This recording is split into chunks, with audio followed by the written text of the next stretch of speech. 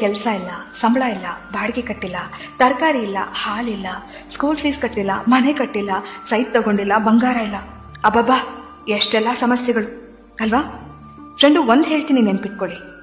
ನಮ್ಮ ದೇಹದ ಆರೋಗ್ಯ ಎಲ್ಲಿವರೆಗೂ ಚೆನ್ನಾಗಿರುತ್ತೋ ಅಲ್ಲಿವರೆಗೂ ನಮಗೆ 1000 ಸಮಸ್ಯೆಗಳಿರುತ್ತೆ. ಯಾವಾಗ ನಮ್ಮ ದೇಹದ ಆರೋಗ್ಯ ಕೆಡುತ್ತೋ ಆಗ ಉಳಿಯೋದು ಒಂದೇ ಸಮಸ್ಯೆ, ಅದು ಆರೋಗ್ಯ ಸಮಸ್ಯೆ. ಎಲ್ಲ ಸಮಸ್ಯೆಗಳನ್ನ ಎದುರಿಸೋಕೆ ಮೊದಲು ನಾವು ಚೆನ್ನಾಗಿರ್ಬೇಕು. ಊಟ ಇಲ್ಲದೆ, ನಿದ್ದೆ ಇಲ್ಲದೆ, ಎಲ್ಲದ್ರ ಬಗ್ಗೆ ಯೋಚನೆ ಮಾಡಿ ಆರೋಗ್ಯ ಕೆಟ್ಟಾಗ ಏನ್ ಪ್ರಯೋಜನ ಹೇಳಿ? ಇವತ್ತು ನಾವು ಚೆನ್ನಾಗಿದ್ದೀವಾ? ಕೈಕಾಲು ಚೆನ್ನಾಗಿದ್ದು ಹತ್ತೋಕೆ ಇಳಿಯೋಕೆ ಆಗ್ತಿದ್ಯಾ? ಖುಷಿ ಪಡಿ, ದೇವರಿಗೆ ಕೃತಜ್ಞತೆ ಹೇಳಿ. ಆಮೇಲೆ ನಿಧಾನವಾಗಿ ಕೂತು ಎಲ್ಲಾ ಸಮಸ್ಯೆ ಎದುರಿಸುವಿರಂತೆ. ಹೇಗೆ ಬದುಕು ಕಟ್ಕೋಬೇಕು, ದುಡ್ಡು ಹೇಗೆ ಮಾಡಬೇಕು, ಕಾರ್ ಹೇಗೆ ತಗೋಬೇಕು, EMI ಕಟ್ಟಬೇಕಾ, ಆಮೇಲೆ ಯೋಚನೆ ಮಾಡಿ. ಆದ್ರೆ ಅದೆಲ್ಲದಕ್ಕಿಂತ ಮುಖ್ಯವಾದದ್ದು ಸರಿಯಾದ ಊಟದ ಕ್ರಮ, ನಿದ್ದೆ, ವ್ಯಾಯಾಮ, ಮನಸ್ಸು ದೇಹನ ದೃಢವಾಗಿಟ್ಕೊಳ್ಳೋದು. ಯಾಕೆಂದ್ರೆ ಆರೋಗ್ಯ ಸರಿ ಇಲ್ಲ ಅಂದ್ಕೊಳ್ಳಿ, ನಾವು ಇದ್ಯಾವುದ್ರ ಬಗ್ಗೆನೂ ಯೋಚನೆ ಮಾಡಕ್ಕೆ ಹೋಗಲ್ಲ ಫ್ರೆಂಡು.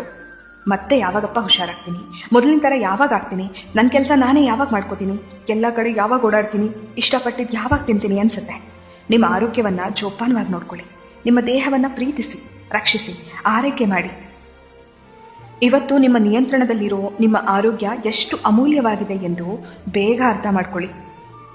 ಎನ್ನ ಕಾಲೇ ಕಂಬ, ದೇಹವೇ ದೇಗುಲ, ಶಿರವೇ ಹೊನ್ನ ಕಳಶವಯ್ಯ ಎಂಬ ಬಸವಣ್ಣನವರ ವಚನದಂತೆ ನಮ್ಮ ದೇಹ ಶಿವ ನೆಲೆಸುವ ದೇವಾಲಯವಾಗಲಿ, ಆರೋಗ್ಯವೇ ಮಹಾಭಾಗ್ಯವಾಗಲಿ.